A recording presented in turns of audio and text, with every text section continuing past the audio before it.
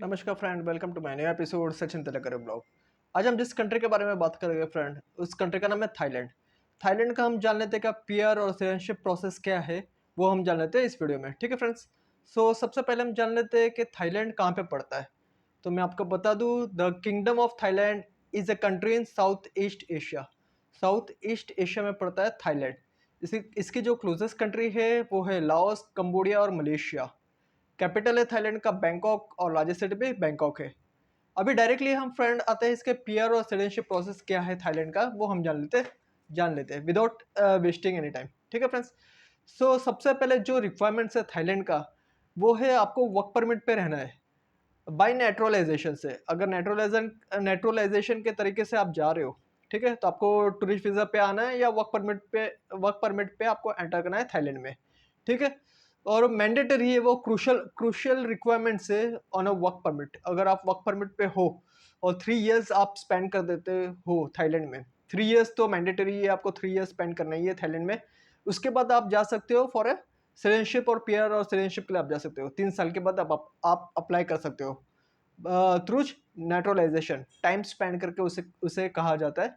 Thailand में आपने 3 साल निकाला, उसके बाद आप इलिजिबल हो जाते हो फॉर सिटीजनशिप के लिए। ठीक है, ये एक तरीका हो गया बाय नेचुरलाइजेशन से। आपको टूरिस्ट वीज़ा पे एंटर करना है या फिर वर्क परमिट पे।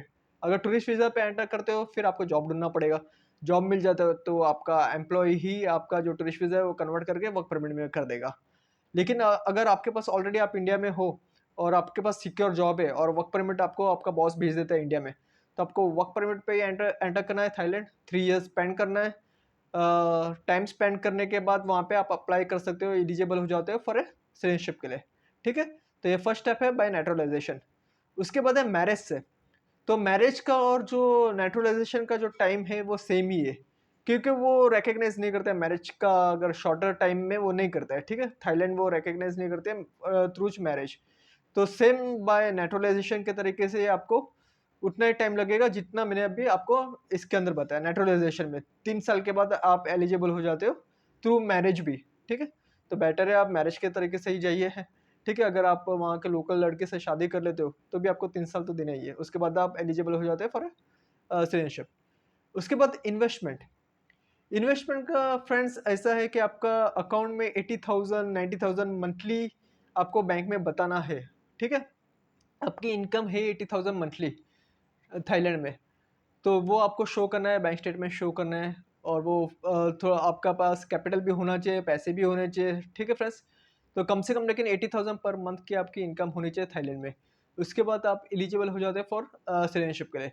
लेकिन उसका भी सिमिलर है, थ्रू नेचुरलाइजेशन का जो प्रोसेस है वही मैरिज और इन्वेस्टमेंट के थ्रू से भी आप वही सिमिलर ही पड़ता है। तो बेटर है, मेरा ओपिनियन होगा कि आप नेचुरलाइजेशन के थ्रू से ही जाइए। 3 साल आपको कम से कम आपको स्पेंड करना है, उसके बाद आप एलिजिबल हो जाते हैं फॉर सिटीजनशिप के लिए। और मैं आपको बता दूं कि थाईलैंड ड्यूल सिटीजनशिप रिकॉग्नाइज नहीं करता है। ठीक है। तो आपको जो ओल्ड सिटीजनशिप है, समझो आपकी इंडिया की सिटीजनशिप है, वो आपको हैंड ओवर करनी होती है। वो ड्यूल एक्सेप्ट नहीं करते थाईलैंड। ठीक है। अभी मैं आपको बता दूं कि अगर आपके पास थाईलैंड का पासपोर्ट आ जाता है, आप सिटीजनशिप ले लेते हो थाईलैंड की, तो आपको एडवांटेज कौन सी कंट्री आप जा सकते हो on A visa on arrival. तो मैंने जो लिमिटेड ही सिलेक्शन किया है, रेस्ट ऑफ तो काफ़ी कंट्रीज़ है, लेकिन जो बड़ी बड़ी कंट्रीज़ है वो ही मैं आपको बता रहा हूँ। क्या इस जो कंट्रीज में बताने वाला हूँ, उस कंट्री में आप वीज़ा ऑन अराइवल जा सकते हो। ठीक है। जैसे कि यूरोप में हो गया अर्मेनिया, बेलारूस, बुल्गारिया, माल्टा, जॉर्जिया, रोमेनिया, रशिया और सर्बिया। ये सब कंट्री वीज़ा ऑन अराइवल है थाईलैंड पासपोर्ट होल्डर के लिए।